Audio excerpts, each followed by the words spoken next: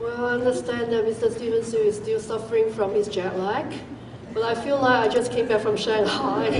It's really a good presentation, and can we just have another big applause for Mr.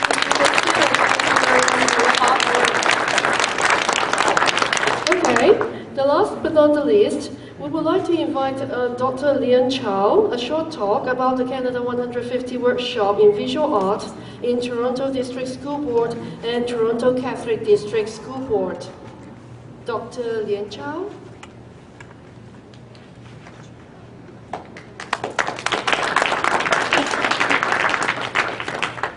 Hi everybody. I don't have a script, so I try to be short, but maybe not. Okay. Are you for it? Yeah.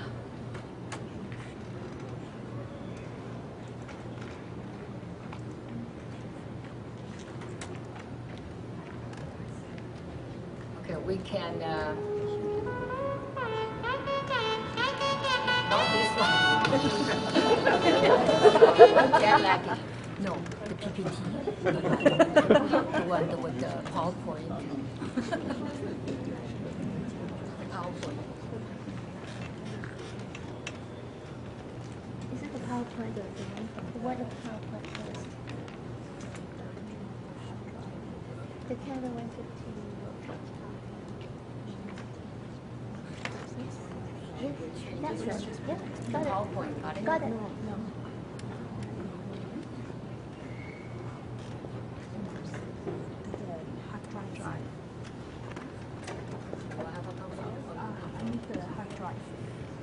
No, it is that one. I put it on the desktop.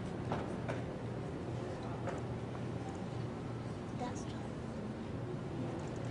Earlier I was going to do it with my Yes. MacBook, but there's no connection cable, so we'll have to download it into admin. Yes. Okay, there it is. It's coming out. Sorry. Then we can move on to the next one. I was going to say thank you, but Professor Leslie Sanders already done all that, and so we're going to skip that one. But I do want to thank Professor Leslie Sanders and also for Dr. Kaylee as the backbone for our organization, also for supporting Canada 150 program, the whole project. And okay, I'm going to briefly talk about the workshops we have done. Basically from October 2017 to the end of April 2018, a group, team of Asian Canadian artists working with our organization, we have delivered approximately 35 workshops in the GTA for Toronto District Board and Toronto District Catholic School Board. We have covered and we've been working under these 5 subjects: the visual art, music, photography, film and video, as well as storytelling. And I'll go through each workshop briefly. Okay, visual art, please. Okay. For the visual art facility artists, we have Henry Ho, David Chan, Irene Hong is here. Irene Hong, please stand up. And myself. Henry Ho has just received his excellent award in New York from the Museum of Arts and Design. So many of our artists delivering the workshop are the top award-winning professionals of the field. And in the visual art workshop, we introduce and share Chinese ancient philosophy of yin and yang, the harmony between the energies with the students. Next. We introduce, I think most of our students now know the icon of the yin-yang icon, the Tai Chi icon. When we talk about the history, this is an ancient Chinese philosophy. It applies to the Chinese brush painting as well as to the Chinese medicine. And we talk about in the old days, and it's still true that we still call the yin-yang, the Tai Chi symbol, the yin-yang fish. And then right after that, one of the students has created or recreated visually and in this art, recreated the yin-yang fish. And the yang fish goes with the daylight, daytime is the yang, and the moon, nighttime is the yin. So it's amazing how the students, how creative they are. And this is the first time they are using and trying Chinese art media. Okay, next one.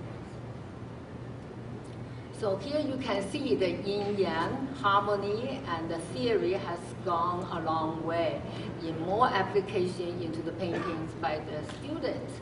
And on top there, there's a mermaid. The student created a mermaid. And on the mermaid's chest, there's the yin-yang symbol. And in terms of the color distribution of black and white, you can see the top is yang and the bottom is yin. And also the second one in the middle, you can see the heart means individually we all have yin and yang. We have the hormones of both female and male in each of us. So when we have a whole heart, our yin and yang need to talk inside our health for the harmony. This is why when you go to see a Chinese medicine doctor, they will do your pulse, they will talk about, look at your tongue. Basically, they want to see whether you're off balance. And this one, you can see maybe, I don't know, I'm just reading from the visually. It's almost like you get to look at the word with one eye in, one eye yang. So to look at harmony, to look at how the energy intersect with each other. The bottom picture is even more interesting.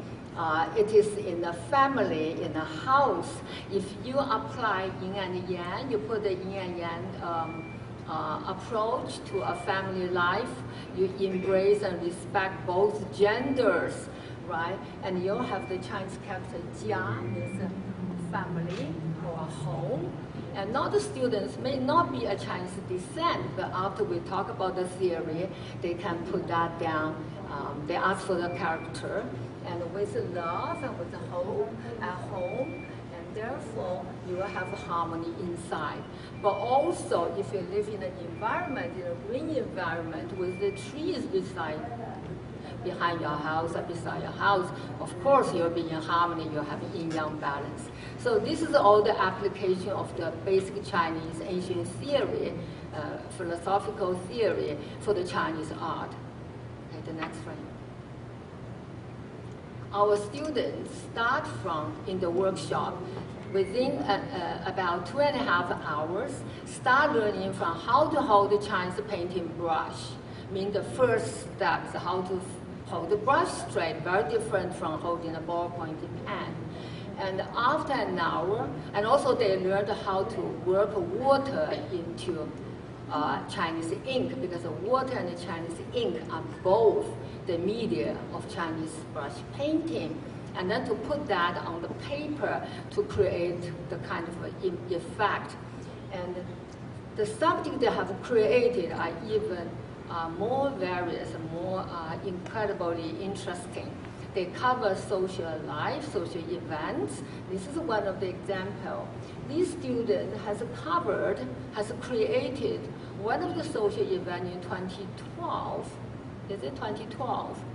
And when the giant Chinese panda arrived at our Toronto Zoo. So this kid must have attended that during the time. So he remembers this social event. And he even remembers in a couple of years, the panda couple has given birth to 2 cubs. So there you see on the top, there are 2 baby pandas being born at the Toronto Zoo. So this is truly, truly amazing.